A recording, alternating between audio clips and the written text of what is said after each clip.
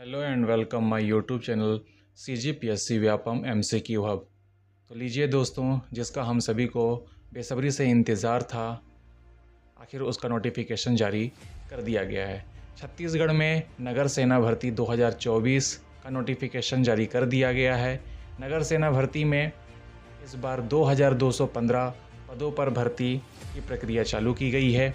इससे संबंधित सभी जानकारियां, उसकी योग्यता, अंतिम तिथि कब से है, कब से आप आवेदन कर सकते हैं, चयन प्रक्रिया कैसी रहेगी, शैक्षणिक योग्यता क्या होनी चाहिए, कितने स्टेप में आपका एग्ज़ाम होगा, कब तक इसका एग्ज़ाम होगा, कब तक आप इसका एप्लीकेशन फॉर्म भर सकते हैं, कितना इसका फ़ीस लगेगा, ये सभी जानकारी आपको इस वीडियो के माध्यम से प्राप्त होगी। जानकारी प्राप्त करने के लिए इस वीडियो को पूरा देखें और अंत तक बने रहें। ये शुरू करते हैं। नगर सेना अग्निशामक एवं आपातकालीन सेवा तथा SDRF मुख्यालय छत्तीसगढ़ द्वारा नोटिफिकेशन जारी कर दिया गया है 1/7/2024 को।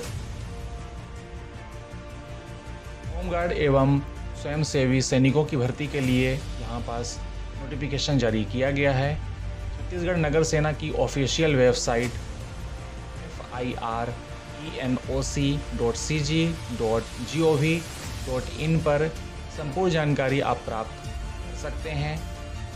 10/7/2024 से ऑनलाइन आवेदन आमंत्रित किए जाते हैं। वर्तमान भर्ती की जो प्रक्रिया है वो कैसी होगी, तो 500 स्वयंसेवी नगर सैनिकों की रिक्त पदों पर भर्तियाँ होनी हैं और महिला एवं बाल बालिकाओं की सुरक्षा एवं संरक्षण संबंधी समेकित कार्य योजना के तहत छात्राओं के आवासीय संस्थाओं में नियुक्ति हेतु 1715 महिला नगर सैनिकों की रिक्त पदों की यहाँ पास भर्ती की जानी है।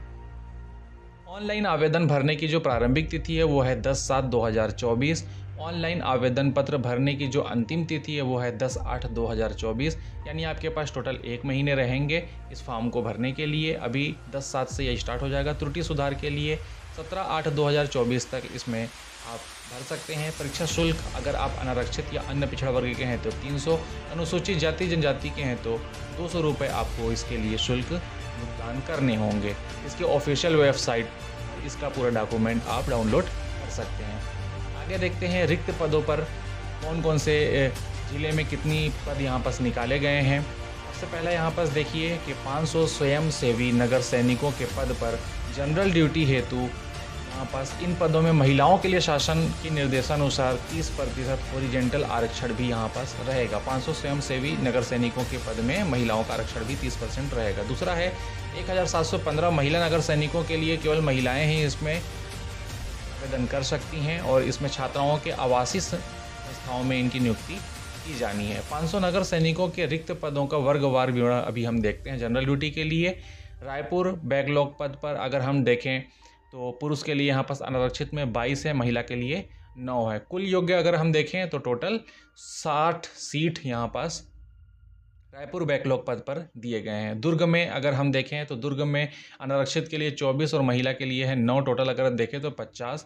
बेमेतरा में है 25 टोटल सीट। बालोद जिले में है 25। राजनांदगांव में है 25। कबीरधाम में है 16 और बिलासपुर में है 75 सीट।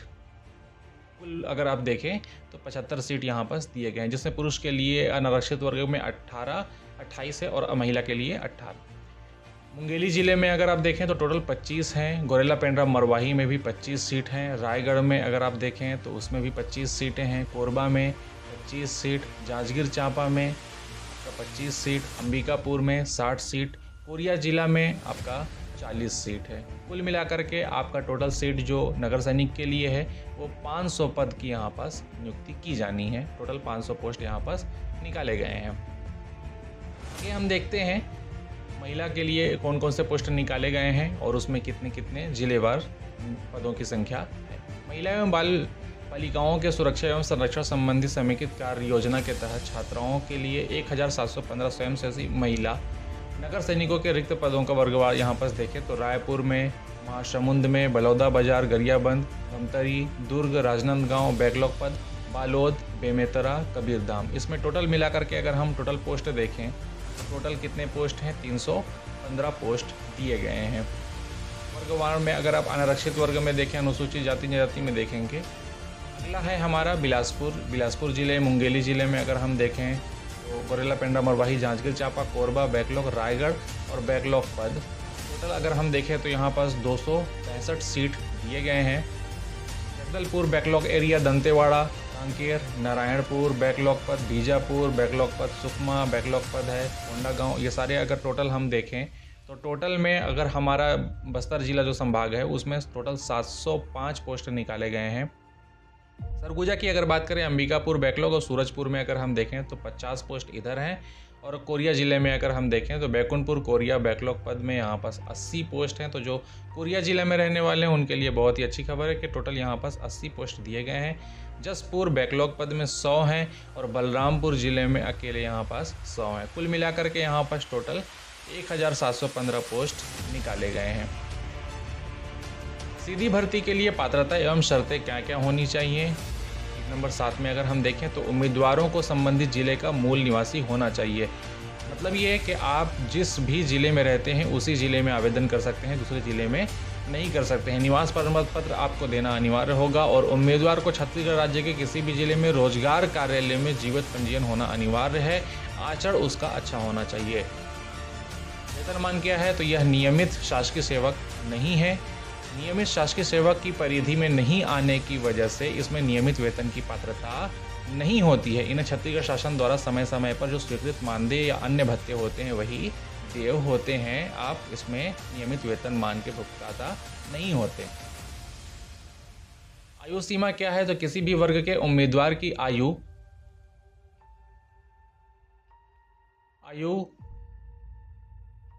1 जुलाई 2024 को 19 वर्ष से कम और 40 वर्ष से अधिक नहीं होना चाहिए। आत्मसमर्पित अथवा नक्सल पीड़ित व्यक्तियों या उसके परिवार के सदस्यों को नगर सैनिकों के पद पर नियुक्ति हेतु समस्त वर्ग के अभ्यर्थियों के लिए अधिकतम 45 वर्ष होना अनिवार्य है। शैक्षणिक जो योग्यता है वो 10+2 प्रणाली के अंतर्गत 10वीं कक्षा अथवा हायर सेकेंडरी परीक्षा उत्तीर्ण होना अनिवार्य है। अनुसूचित जनजाति के लिए 8वीं कक्षा उत्तीर्ण होना अनिवार्य है। नक्सल प्रभावित क्षेत्र में अगर हैं तो 8वीं पास या फिर 5वीं पास होना अनिवार्य होता है। शारीरिक अर्हता क्या होनी चाहिए? अगर जनरल है तो उसके लिए 168 सेंटीमीटर उसकी हाइट यानी उसकी ऊंचाई होनी चाहिए।